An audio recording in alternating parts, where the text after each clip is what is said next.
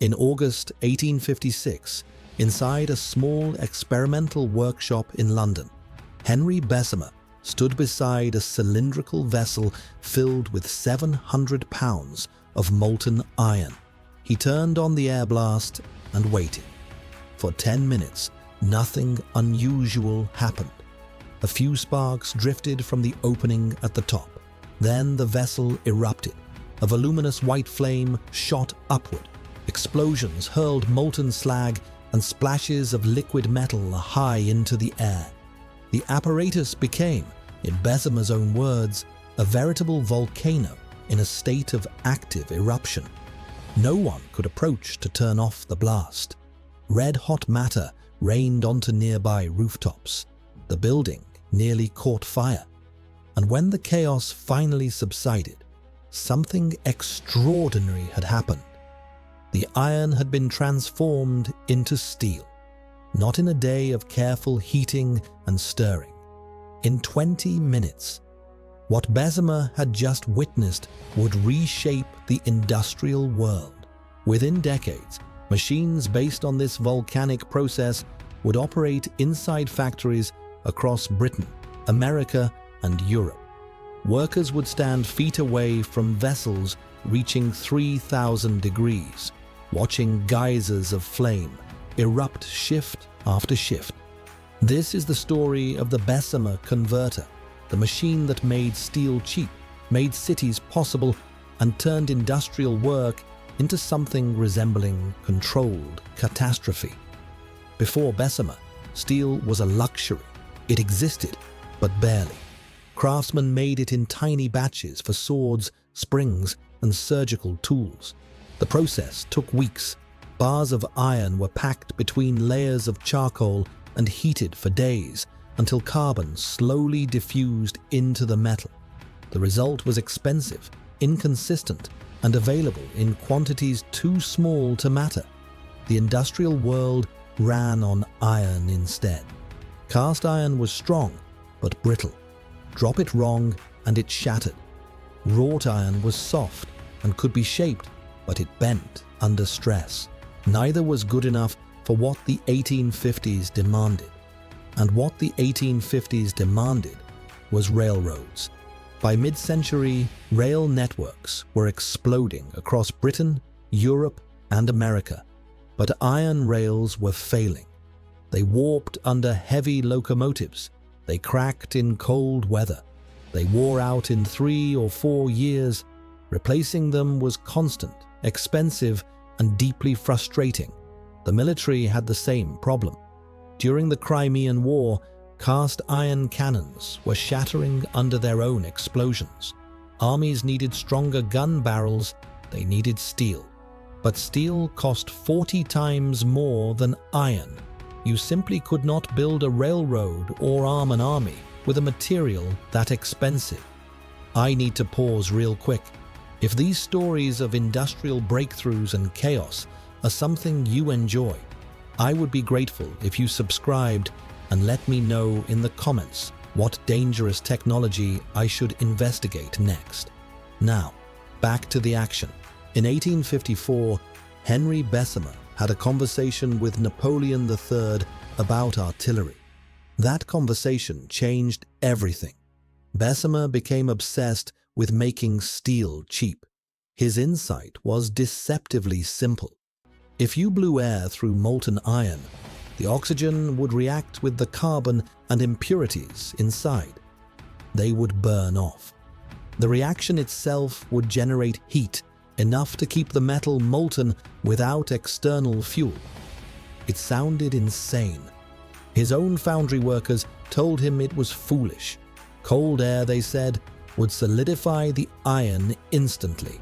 They were entirely wrong. Bessemer had solved the chemistry. He had discovered how to turn iron into steel in minutes instead of weeks. But in doing so, he had created something the world had never seen. A machine that erupted like a volcano inside a factory. And controlling that eruption would prove far more dangerous than anyone imagined. The Bessemer Converter looked like nothing else in the industrial world. Picture a massive pear-shaped vessel, roughly 20 feet tall, made of riveted steel plates and lined with heat-resistant brick. It was mounted on heavy trunnions so the entire apparatus could tilt, allowing molten iron to be poured in and finished steel to be poured out. Most converters held about 15 tons of liquid metal, though the largest could handle 30. The process itself was shockingly fast. Traditional steelmaking took a full day of heating, stirring, and reheating. Bessemer's method finished in 10 to 20 minutes. Air was blasted through small holes called tuyeres at the bottom of the vessel, forced upward through tons of molten iron at tremendous pressure. And then the spectacle began. For the first 10 minutes, things appeared almost calm. Hot gases rose from the converter's mouth. A few orange sparks drifted upward. Workers who had seen it before knew what was coming. The silicon in the iron was burning off first, quietly, invisibly. Then the carbon ignited. The converter erupted. Flames shot 30 feet into the air. Showers of sparks cascaded outward like fireworks. The roar was deafening. McClure's magazine described it in 1893, a ferocious geyser of saffron and sapphire flame streaked with deeper yellow. A fountain of sparks arose, gorgeous as 10,000 rockets. Contemporary observers called the light eye-searing in its intensity. Inside that vessel, temperatures climbed past 2,900 degrees Fahrenheit, hotter than volcanic lava, hot enough to vaporize water instantly. Could you imagine standing 20 feet from that? If you had, your protective gear would have consisted of 2 layers of wool long johns. That was it. No goggles, no respirators, no heat shields. Just wool and courage. Workers operated these machines for 12-hour shifts, 7 days a week. Converters typically ran in pairs on a 40-minute cycle. While one was blowing, the other was being charged or tapped. The process never stopped. By the 1880s, mills in Sheffield, Pittsburgh, and across industrial Europe ran their Bessemers continuously, producing steel around the clock. I will repeat that. Around the clock. Shift after shift. Volcano after volcano. The productivity was staggering.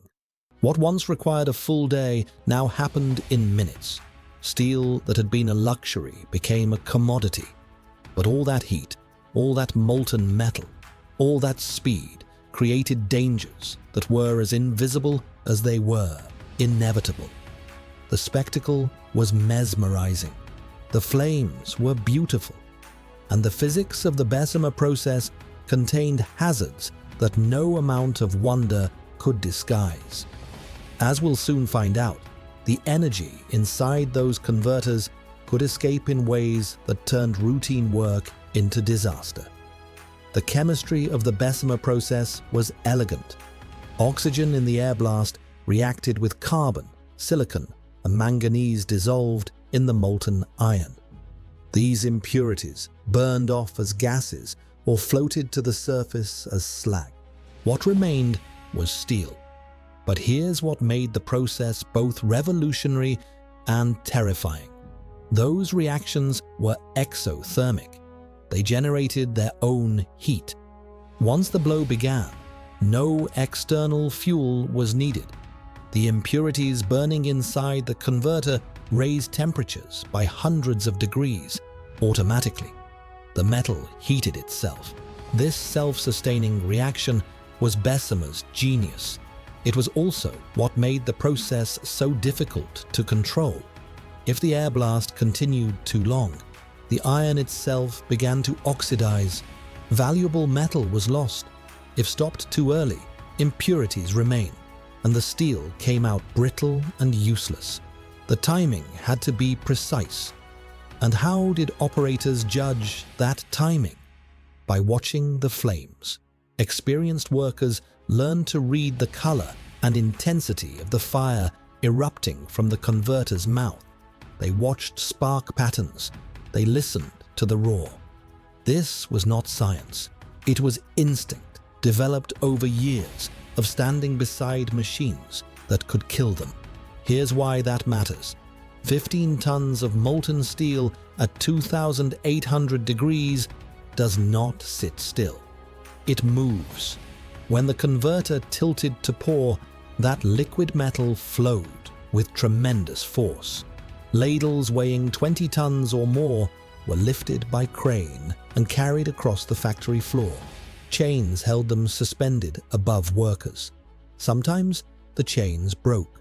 A worker in 1893 described it plainly. Sometimes a chain breaks and a ladle tips over and the iron explodes. Sometimes the slag falls on the workman. Could you imagine 20 tons of liquid metal hitting a factory floor? At those temperatures, steel flash vaporizes any moisture it contacts. Water in the floor, a wet tool left nearby, a puddle from a leaking pipe, even sweat on a worker's skin.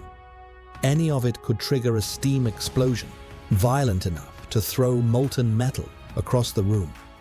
The heat alone was devastating. New workers regularly lost 40 pounds in their first months. They drank buckets of water during 12-hour shifts and still suffered from dehydration. The radiant heat from the converters could burn exposed skin from 20 feet away. The danger was not just temperature, it was energy. Thousands of pounds of metal at volcanic temperatures, moving and flowing through a building, represented stored destruction waiting for release. Bessemer's process worked.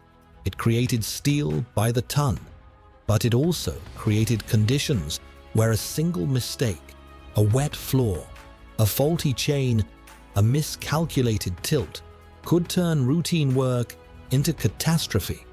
And the men who operated these machines understood that better than anyone. Bessemer's first converters produced steel that was nearly worthless. The chemistry worked, but the results were brittle, unpredictable, and often unusable. Ironmasters who licensed his process found themselves with metal that cracked and shattered. Newspapers mocked the invention as a brilliant meteor that had flitted across the sky, only to vanish in total darkness. The problem was oxygen. The Air-Blast removed carbon effectively, but it left excess oxygen dissolved in the steel. That oxygen made the metal weak. The solution came from Robert Forrester Mouchet, an English metallurgist who discovered in 1856 that adding Spiegel, an alloy of iron and manganese, after the blow would absorb the excess oxygen and restore the steel's strength. This single addition made Bessemer steel commercially viable. But another problem remained. Most European iron ores contained phosphorus, and the Bessemer process could not remove it. Phosphorus made steel brittle and prone to cracking. For decades, only phosphorus-free ores from Sweden and certain British mines could be used. Sidney Gilchrist. Thomas solved this in 1878 by lining the converter with dolomite instead of silica and adding lime to the charge. Phosphorus could finally be drawn into the slag and removed. This basic Bessemer process opened steelmaking to the phosphoric ores of France, Germany, and Belgium. The chemistry was fixed, the engineering was refined. What never improved was worker safety. Engine houses were built of brick, but those walls were weather barriers, not blast shields. No containment existed for explosions. No protective equipment existed beyond wool clothing. Workers labored 12-hour shifts, 7 days a week, in temperatures that could burn skin from across the room. Let me tell you something. The men running these machines knew exactly how dangerous their work was. They lived with it every single shift. A homestead laborer said it plainly in 1894. You don't notice any old men here. The long hours, the strain, and the sudden changes of temperature use a man up. Sociologist John Fitch had a term for it. He called it old age at 40. For this, the average steelworker in 1890 earned about $10 per week, just above the poverty line. In Pittsburgh, during the 1880s, fatal accidents in steel mills accounted for approximately 20% of all male deaths in the city. Why didn't conditions improve? Because efficiency mattered more than lives. Andrew Carnegie constantly upgraded his equipment to increase production. He tore out machinery and replaced it whenever faster technology emerged, but safety improvements came slowly, if at all. Workers who complained were fired and replaced by the next wave of immigrants willing to take the risk. Chemistry problems could be solved with additives. Engineering problems could be solved with better designs. But the human cost of Bessemer steelmaking accumulated in ways no technical fix could address. And the stories from inside those mills reveal just how brutal the reality was. Working inside a Bessemer mill was like working inside a furnace. There is no other way to describe it. A homestead laborer put it plainly. Hard. I guess it's hard. I lost 40 pounds the first 3 months I came into this business. It sweats the life out of a man. I often drink 2 buckets of water during 12 hours. The sweat drips through my sleeves and runs down my legs and fills my shoes. 12-hour shifts, 7 days a week, no breaks, except the 3 to 5 minutes it took to oil the machinery. Many workers did not eat at all during their shifts. There simply was not time, and the accidents never stopped. They wipe a man out here every little while, a worker said in 1893. Sometimes a chain breaks and a ladle tips over, and the iron explodes. Sometimes the slag falls on the workman. Of course, if everything is working all smooth and a man watches out, why, all right. But you take it after they've been on duty 12 hours without sleep and running like hell, everybody tired and loggy, and it's a different story. Could you imagine working exhausted, dehydrated, surrounded by molten metal, knowing that one stumble could end your life? The disasters were not hypothetical. They were constant. In 1872, at Brown, Bonnell and Company in Youngstown, Ohio, a newly installed boiler exploded with a terrible concussion. The blast tore the boiler house literally to pieces. Immense fragments of iron were thrown in every direction with terrifying force. The boiler tender was killed instantly. A 1-ton piece of the boiler flew a quarter mile and struck a nearby house, killing an innocent mother and her child inside. Could you imagine that? A piece of factory equipment landing in your living room. The ladle failures were worse. In 1905, at a furnace in Struthers, Ohio, a 20-ton ladle of molten iron gave way and fell into a pool of water on the factory floor. The resulting steam explosion was heard 10 miles away. One worker was never found. Another had his skull crushed by an unfastened pipe. A third was covered in molten iron from his feet to his waist. He survived. Somehow. Burns were constant. Splashes of slag. Radiant heat that blistered skin from across the room. Workers described the mill floor as chaos. Wild shouts resounded amid the rumbling of overhead cranes. On every side, tumultuous action seemed to make every inch of ground dangerous. Savage little engines went rattling about among piles of steel beams. And when disaster struck, everyone knew. Factory whistles signaled accidents. Wives and children learned to dread that sound. They gathered at mill gates, waiting for news, hoping their husband or father was not the one. Funeral parlors were disproportionately represented near the entrances to steel mills. That tells you everything. Deaths and injuries were often kept off the books. Owners feared scrutiny. They feared liability. Many accidents were never formally recorded, especially when no one was killed outright. The true toll will never be known. The violence inside these mills was staggering. But the Bessemer process was not just reshaping metal. It was reshaping entire industries, entire cities, entire economies. And the scale of that transformation brought consequences that extended far beyond the factory walls. What happened next changed the world. The railroads felt the change first. Before Bessemer, steel rails were a fantasy.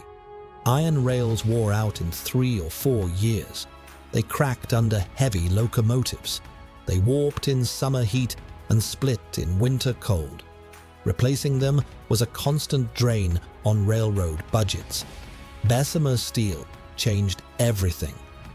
In 1873, Carnegie Steel was selling steel rails for $100 per ton.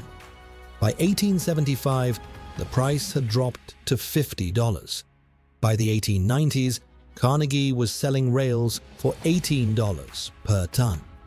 Steel had become cheaper than iron, and steel rails lasted 10 times longer. Do you understand what that meant? Railroads could suddenly afford to expand without worrying about constant replacement costs. They could run heavier locomotives, pulling longer trains. They could build where iron had never been practical. In the 1880s alone, 75,000 miles of railroad track were laid across the United States. That is the largest rail expansion in world history. And nearly all of it was Bessemer steel. The numbers tell the story. Before Carnegie opened his Edgar Thomson Works in 1875, total American steel production was around 157,000 tons per year. By 1910, American mills were producing 26 million tons annually. That is not growth. That is explosion.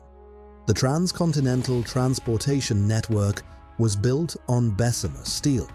The Brooklyn Bridge, completed in 1883, used steel cables to span the East River, one of the first major bridges to rely on the material. It connected Manhattan and Brooklyn in ways that iron could never have allowed. Then came the skyscrapers. Before steel, buildings were limited to 10 or 12 stories. Load-bearing masonry walls could only rise so high before their own weight became unsupportable. Steel changed that equation entirely. The Home Insurance Building in Chicago, completed in 1885, is widely considered the first modern skyscraper. Its steel frame supported the structure, not the walls. Suddenly, buildings could rise as high as engineers dared to design them. Within a generation, city skylines transformed. By 1920, more Americans lived in cities than in the countryside. Steel-framed buildings, steel bridges, steel rails. The urban landscape was being rebuilt from the ground up. Pittsburgh became the Steel City. At its peak, the region produced nearly half of all American steel. Andrew Carnegie became one of the richest men in history. In 1901, J.P. Morgan purchased Carnegie Steel and merged it with other producers to form United States Steel, the first billion-dollar corporation. Cheap steel also enabled things no one had anticipated. Steel ships that could cross oceans faster and carry more cargo. High-pressure boilers that powered factories and locomotives. Industrial machinery stronger and more precise than anything iron could provide. The second industrial revolution was built on Bessemer steel. The converter had made all of this possible. It turned a luxury into a commodity. But even as steel transformed the world, the limitations of Bessemer's process were becoming impossible to ignore. Better methods existed, and the age of the volcanic converter would not last forever. The Bessemer converter did not disappear because it stopped working. It disappeared because something better came along. The open hearth process, developed in the 1860s by William Siemens and Pierre-Émile Martin, offered advantages that Bessemer simply could not match. It was slower, taking 8 or 9 hours instead of 20 minutes, but that slowness was actually an advantage. It gave chemists time to analyze the molten steel and adjust its composition precisely. Quality control became possible for the first time. Open hearth furnaces could also use scrap metal as feedstock. This dramatically reduced costs and solved a growing waste problem. And critically, the process did not introduce nitrogen into the steel. Bessemer steel retained nitrogen from the air blast, which caused brittleness. That flaw was never fully corrected. By 1895, British observers were already noting that the heyday of the Bessemer process had passed. The Iron and Coal Trades Review described it as being in a semi-moribund condition. By the 1930s, open hearth furnaces produced over 80% of American steel. But even open hearth had its limits. The next revolution came from Austria in the early 1950s. The basic oxygen process, developed at Linz and Donawitz, used pure oxygen instead of air. It was faster, cleaner, and more efficient. In many ways, it was Bessemer's original concept perfected. Oxidation still removed impurities. The reaction still generated its own heat. But without nitrogen contamination, the steel was stronger. Commercial Bessemer production in the United States ended in 1968. The last Bessemer converter in the United Kingdom was decommissioned at Workington in 1974. An era had closed. Today, basic oxygen furnaces and electric arc furnaces dominate global steel production. The volcanic eruptions that once lit up factory floors are gone. But the fundamental principle Henry Bessemer discovered, that blowing oxygen through molten iron could burn away impurities and create steel, remains at the heart of modern metallurgy. The volcano that nearly burned down his London workshop in 1856 had been tamed, scaled up, and ultimately retired. But the world it created remains. The railroads, the bridges, the skyscrapers, the ships. Bessemer's process was insane by any modern standard. Volcanic temperatures, exploding ladles, workers dying by the hundreds. And yet, without that insanity, the modern world would not exist. The Bessemer converter was never safe. It was never meant to be. It was meant to produce steel at a speed and scale the world had never seen. And it did exactly that. For every worker burned, for every ladle that failed, for every explosion that shook the factory walls, there was steel, millions of tons of it. The railroads that connected continents, the bridges that spanned rivers, the skyscrapers that defined cities, all of it born from controlled eruptions at 3,000 degrees. The Bessemer converter taught industry a brutal lesson. Transformation requires heat, pressure, and cost. That lesson is still written in steel today.